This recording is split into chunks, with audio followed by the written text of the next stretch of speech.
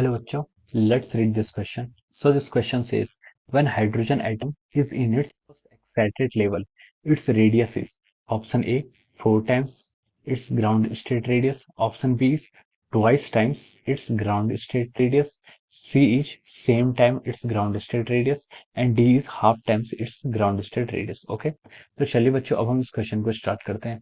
तो देखिए बच्चों, इस क्वेश्चन का की कॉन्सेप्ट आप क्या लिख सकते हैं।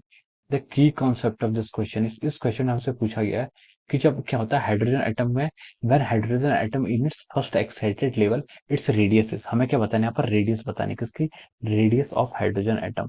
तो इसका की कॉन्सेप्ट हम लिख सकते हैं radius of our H atom. H atom मतलब आपका हाइड्रोजन एटम। हाइड्रोजन एटम क्या है, हाइड्रोजन एटम एक ऐसा सिस्टम है जिसमें आपका न्यूक्लियस होता है, न्यूक्लियस के चारों ओर क्या करता है, एक इलेक्ट्रॉन होता है जो क्या करता है, रिवॉल्व करता है। जेट की वैल्यू यहाँ पर आपकी 1 रहती है। ओके, तो हमने इस सिस्टम को यहाँ पर क्या करनी है, स्टडी करनी है। और हम इसको स्टडी करेंगे यहाँ पर बोर बोर थ्योरी के रिजल्ट के बेसिस पे। ठीक है, तो देखिए बोर थ्योरी का रिजल्ट क्या बोलता है, बोर थ्योरी का रिजल्ट आपका रेडियस के लिए फाइंड आउट करते हैं। तो उससे आपकी जो रेडियस आती है वो आती है R N equal to N square H square epsilon का square divided by pi M Z E square. This is a radius. N के यहाँ पर आपका, एन है आपका ऑर्बिटल नंबर जिस ऑर्बिट में आपका इलेक्ट्रॉन है, एच के आपका प्लैंक्स कांस्टेंट उसका स्क्वायर एप्सिलॉन नॉट का square divide by pi constant, M के मास ऑफ इलेक्ट्रॉन वो भी कांस्टेंट है, ई स्क्वायर भी कांस्टेंट है। तो हम यहाँ पर सारे कांस्टेंट को अगर आगे ले लें तो इनसे आपका क्या जाता है ए नॉट, और आगे इधर क्या जाएगा आपका N square divide by Z. ये आपका आ जाता है रिजल्ट। ये आपका क्या हो गया, this is the radius for hydrogen like atom. अगर हम हाइड्रोजन एटम की बात कर रहे हैं जो कि हमें इस क्वेश्चन में गिवन है, तो हम यहाँ पर जेड की वैल्यू कितनी कर लेंगे, 1 पुट कर लेंगे। तो ये आ जाएगा आपका आर एन कितना जाएगा, N square times A naught. A naught के आपके, ए नॉट आपके यहाँ पर आ गया, ए नॉट आपके यहाँ पर बोर रेडियस, क्या कहते हैं, बोर रेडियस, जिसकी वैल्यू आपकी 0.529 एंगस्ट्रॉम होती है। ओके, ए नॉट की वैल्यू मैं लिख लेता हूँ यहाँ पर, कितनी होती है आपकी 0.529 एंगस्ट्रॉम।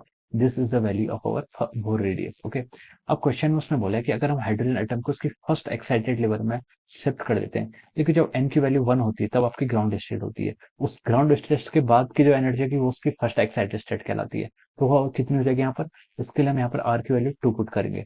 तो ये हो जाएगा आपका आर की, सॉरी एन की वैल्यू 2 पुट करेंगे तो एन का स्क्वायर इंटू ए नॉट। तो ये वैल्यू कितनी हो जाएगी आपके यहाँ से 4 ए नॉट आ गई। तो हम बोल सकते हैं कि इट्स रेडियस कितनी होगी, इसकी 4 टाइम्स होगी as compared to ground state radius. A naught क्या थी, ग्राउंड स्टेट रेडियस, जहां पर एन की वैल्यू कितनी थी, 1 थी। तो ये अपनी ओरिजिनल ग्राउंड स्टेट रेडियस से 4 टाइम्स जा रही है। ओके, तो देखिए इसके करस्पॉन्डिंग हम देखें तो हमें ऑप्शन ए में गिवन है, क्या लिखा, 4 times it's ground state radius. Okay, तो हम यहाँ से क्या लिख सकते हैं, इस क्वेश्चन के करस्पॉन्डिंग जो आपका राइट आंसर होगा, ऑप्शन ए क्या होगा, इसके करस्पॉन्डिंग आपका करेक्ट आंसर होगा। We can write down that option A is the correct answer of this question. Okay, A option क्या हो जाएगा, यहाँ से करेक्ट हो जाएगा।